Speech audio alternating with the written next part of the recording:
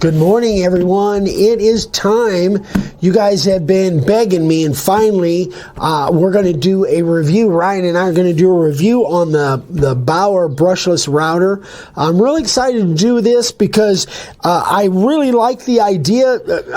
It was probably about 4, 5, 6 months ago that it seemed that people were starting to tell me that the Bauer corded router was discontinued, and it was like I couldn't figure it out because actually it's a pretty cool little router. It's like $75 and it worked great.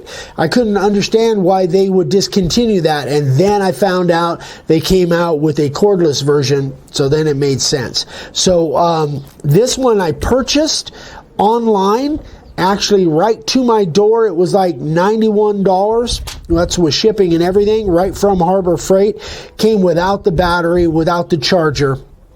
But fortunately, I already had a battery and a couple batteries and chargers because I have a couple other Bauer cordless tools, and these things I really love them. This one especially, I have just buried that thing in 2.5 inches deep. I don't know, maybe even more. And this thing is really a cool little skill saw. Cool little circular saw. And then this, it's a great little blower. Just it's kind of a knockoff, I guess, of the Milwaukee that Ryan has. Yeah. It pretty much looks like it. So anyway, so that's one of the main reasons I was excited about it, because all I had to buy was the router. I already had the batteries and the charger. So let's just kind of, we did a modification on this. We've talked about it, done other videos where we put a blank base plate on this. We don't have a base plate that is pre-drilled for this. At some point we might do that, but right now we don't. So we did a video not too long ago, you guys probably already saw, where Ryan took one of our blank base plates and put on here. We highly suggest that if you're going to use this for freehand routing signs, you definitely want to have a different base plate on than the original that comes with it. This is the original. You want to keep that for sure. But we find you'll have a lot better control if you can get one of our blank base plates or make your own, whatever. But it really gives you a lot more control because you've got your hands on the base plate and on the wood at the same time. So that's that. So we'll just kind of see what's in the box. There's the instructions. Of course, I've read those word for word, piece by piece, page by page. You know the way I am. Yeah. Anyway, we've got an edge guide, which is not really useful for us, mainly because we modified it. We cut out the back part here, which is, this is all closed in when you get it. We drill the hole and cut it with a hacksaw, and this was actually part of the mechanism that was here that holds on the edge guide and all that stuff. Comes with a wrench, of course. Again, you want to keep the original base plate because it's got that step in it in case you ever want to use it with a template guide or brass bushing. Yeah, that what is it, template guide or wow, that's it. Yeah, template guide and a template guide, that's it. Anyway, you want to keep that. Definitely hold on to that. That's about it in the box. Oh yeah, I almost forgot. So this is the port for the dust collection. I don't use that, but some of the routers will allow, with our base plate, you can fit them on there. Some of them you can't. This one you absolutely can. So this thing just got a couple little knobs there, and it snaps right on. It's just super easy to do. You can see that. Anyway, so you can hook that up to dust collection, and if you open up the back side like we do, you can look through there as you've got your dust collection there. So that's kind of handy. Again, we carve outside, so it's not necessary for us, but there's many of you that dust collection is a big thing. So that definitely works with our base plates. So anyway, that is kind of the nitty gritty as far as that goes. We're going to clear off the bench. We're going to put some wood up here, and then we're going to give this thing a run and see what we think about it. So stick with us. So now we have a hunk of wood here. We've got a profile bit, and it's a used profile bit. Hasn't sharpened it for a while, so it cuts kind of fat. I thought it was pretty apropos for what we want to do here. I'm just going to eyeball this somewhere around 1/4 of an inch. And this is a piece of African limba, as you can see, that I've had for a while just sitting around. And I thought I wanted to try it in something other than just cedar or redwood or pine. This is a pretty tough board. It's actually a beautiful, beautiful grain on this board. Anyway, so it's just a test piece. Let's see how this thing cuts.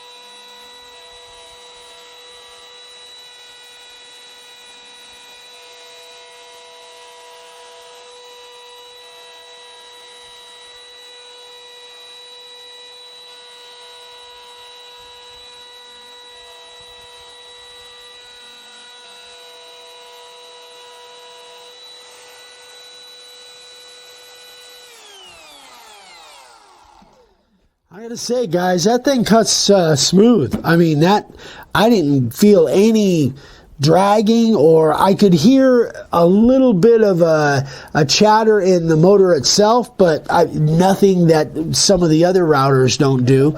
So I think the power seems fine to me. Ryan, you want to try it? Yeah, I'll give it a shot. All right, well, we'll just swap. I'll walk over there, you walk over here. You try it and see what you think.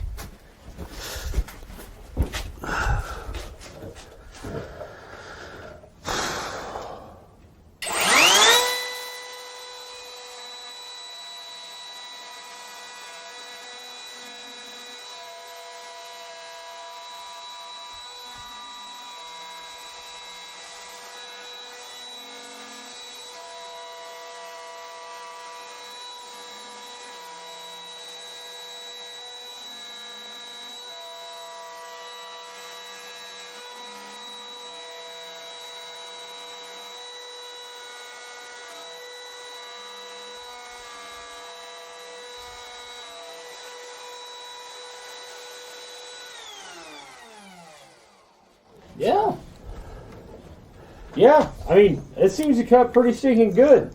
And the LED lights on it are super bright. I think they're brighter than the Milwaukee and the DeWalt. Really? Yeah. Okay. That's good. Okay. All right. So what we're going to do is we'll kind of clean off the bench, and we'll come back here and we'll wrap this thing up and give them our pros and cons. Sounds good. Okay. All right, guys. So there it is. That is the Bauer brushless, cordless brushless. I just want to stand this thing up. So pros and cons. So let's go over the cons first. What do you think, Ryan? What do you got? Well, my biggest thing was the fact that the on and off switch is facing the back of you, right? So you have your depth adjustment right here on the front to where you can work it, but then the on and off is on the opposite side, so you can't see it.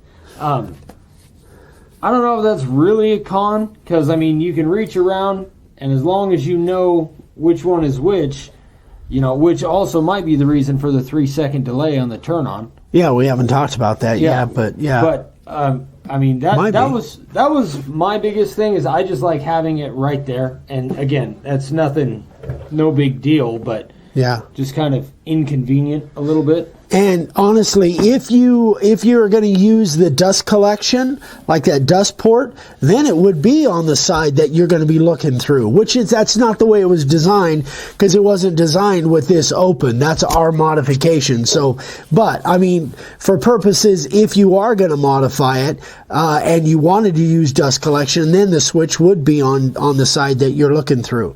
The cons for me, again, like everything other than the DeWalt, is this mechanism here. Once that's loosened up, this is a little bit wonky. I don't really like that much, but frankly, with that rack and pinion, I don't know whether you're going to be able to not have that. Once this cam is tightened down, it's solid as a rock. So, that's kind of a con for me, that part of it. I don't know. What else did we have? That was really about it. That was kind of it. There's a lot of pros, actually. Again, this whole mechanism is just not my favorite, but it certainly is. This is as good or not. Or better than some of the others as far as this mechanism. The DeWalt is still my favorite with that twist ring.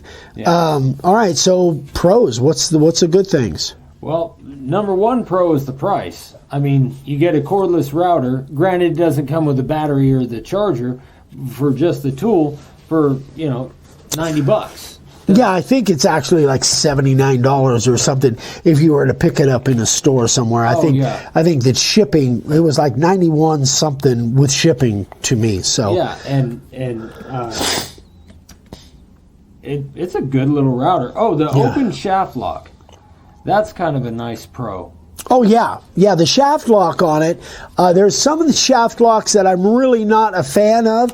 This is the kind that I do like, actually.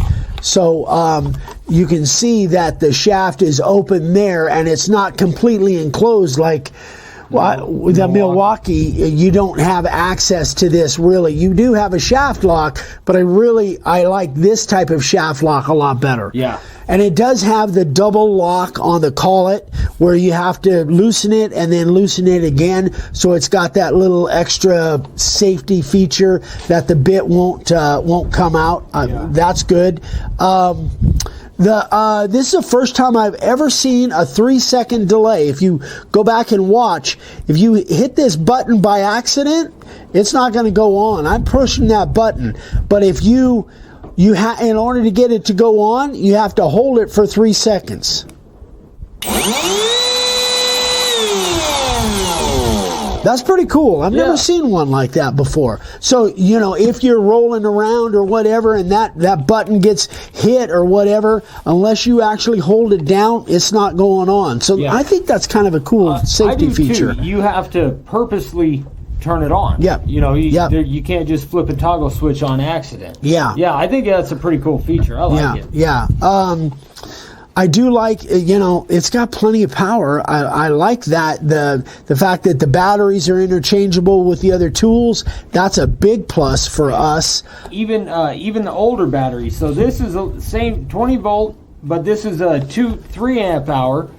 And this is the newer generation. It's a 20 volt and it's a 5 amp hour. And it's actually smaller than this one. Yeah, it's kind of weird. We didn't even realize this till earlier. And we don't know this for a fact, but our hunch is based on looking at it and the actual number on it. I think this is an older version, kind of like an older generation, and this is a newer generation. That's our hunch. We're just guessing at that. I would think so. If we're wrong about that, Bauer, we apologize, but that just seems to be. And this actually feels like it goes on a little bit easier. If there was a con with that one, it just tends to not go on quite as easy. You can see how easy that goes on and off. This older generation battery just doesn't quite have the clearance in there. It sticks a little bit. It goes on and it comes off, but you really have to, you really have to kind of work at it to get it. Yeah, it absolutely works.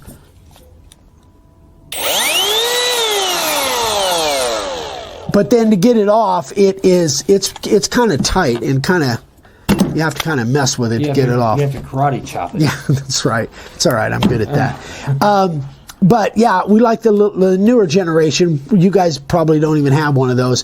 What else did we have that was... the LED lights. The LED lights seem really bright. Pretty bright, yeah. But, I mean, all in all, I think it's a pretty good little router, especially for the price. Yeah. The micro adjustment actually is pretty good, even though this is, again, a little rack and pinion kind of system. I like it better, actually, than the rigid, which has the same kind of system. I like it a little bit better. I think it's a little bit more solid mechanism. So, yeah, all in all, it seems like there were some other things, but all in all, yeah. I like the rubber on the rubberized on the outside for especially out here in the heat when we're carving in the afternoons. These housings will get really hot. That will eliminate your hands getting burnt or scorched. Yeah. And let's see. Yeah, no, I guess that's about it. That's about what we had, right? I mean, really, kind of the bottom line is, for the price, you can't beat it. Yeah, I really like the ease of the on and off and getting it out of the housing. Some routers, I don't know if I've mentioned that, but some routers are really kind of tough to get in and out the motor out of the housing. This is it's super easy, super simple to do. Some of them you got to turn sideways and you got little keepers on them and all of that. This one actually works really well for if you want to take that motor. And I like to take the motor out of the housing when I'm changing the router bits. The other thing is it's got it says that right on. The RPMs from 10 to 30,000. That's good. We always run our routers at full speed, so it's not that big a deal for us. But somebody that it does matter, 10 to 30,000 RPMs. It's got the flat top type of design, so it makes it nice and easy to turn over and set up on a bench. Less likely to fall off if it's just got a round top, Yeah. Gosh, I guess that's it. What other things did it have on there? That's everything. I think that's it. Yeah. So it's a cool little router. All in all, I think we're giving it 2 thumbs up. Yeah. In fact, I may be buying 1 or 2 more. I like to have a whole arsenal of. This is our 4th cordless router. So we've got 4 different kinds of cordless routers. We got a Cobalt, Milwaukee, the DeWalt, and now the Bauer. And from a power standpoint, this is good as any of them for a lot less money. So if you guys, especially if you guys already have some Bauer stuff, the cordless stuff, I really, it's a winner. I like it. Yeah, Bauer's coming out with some pretty good tools. Yep. Pretty impressed. So anyway, guys, that's our take on this thing. If you guys have any feedback on it, let us know. If something we left out that you would like to know about or that you've noticed, if you've got this router that you've noticed on it, it's pretty new. I think it just came out the last month or 2. Yeah. So anyway, guys, that is it. Hope you guys enjoyed this. Hopefully it was helpful and informative. Thanks so much for watching. I'll let you close it up. All right. If you got any questions, you can email me, Ryan with DaveSigns at gmail.com or Dad at Eric at makeawoodsign.com. As always, guys, leave a comment, like, and subscribe. We appreciate all the support, and we'll see you guys next time. Bye.